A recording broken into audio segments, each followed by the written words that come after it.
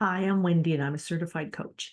I've been working my way through Julia Cameron's programs, The Artist's Way, and one called It's Never Too Late to Begin Again. And I'm finding that I get a lot out of these programs. It starts with morning pages, if you've been following along, and then there's an artist's date. And there is also an opportunity to go for a walk just by yourself in nature. No cell phone, no dog, no partners, nothing. So it gives us a chance to kind of go back to what's important to us and get a feel for what we might want to create. The week's topics this week were honesty and possibility, which I find absolutely fascinating. And I recorded after a checkpoint meeting last night, and I thought I kind of phoned it in, so I'm doing it again this morning. Basically, honesty is about being honest to ourselves.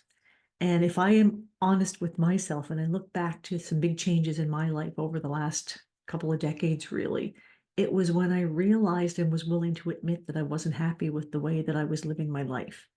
And I had to go through a couple of different things to figure out what the problem was, only to find out that it was the way I was living my life. It wasn't the people in it, it wasn't my job, it wasn't anything else that was causing it.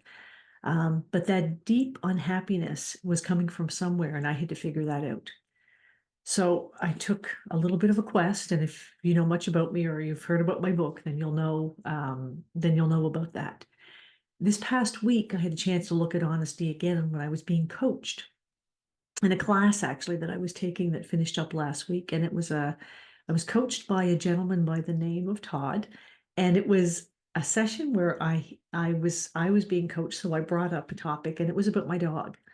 And my goal at the initial part of the session was that, okay, I just want to get my dog to a place where he can be alone by himself for a length of time.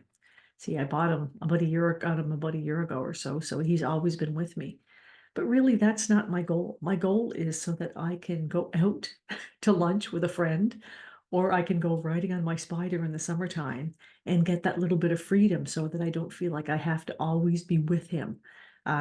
If I leave the house, he drives my husband nuts because he cries and whines because I'm not here. So I have a problem that I really am tethered to him.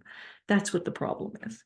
So now that I'm being honest with myself, I can start to take steps to really do something about it. Up until now, I wasn't doing anything about it because the problem was the dog. Problem was me. So, where maybe are you not being honest with yourself in your life? That's really the question to ask. The other program is about possibilities this week, and I find that really fascinating because when I was able to be honest with myself, that's when my world opened up.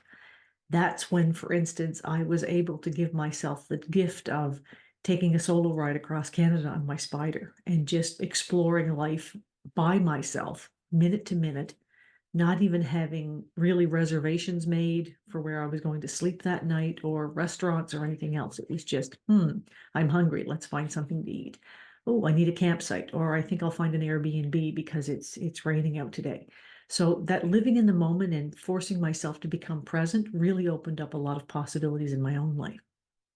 And I would say that one of the exercises that I came across this week was to list 25 things that I absolutely love, which was really a very cool place to start, because it gets you thinking about the things that you could do in your life. I spent a lot of time telling myself that a lot of things weren't possible because I had to do this and I had to do that. Again, that goes back to not being honest with myself.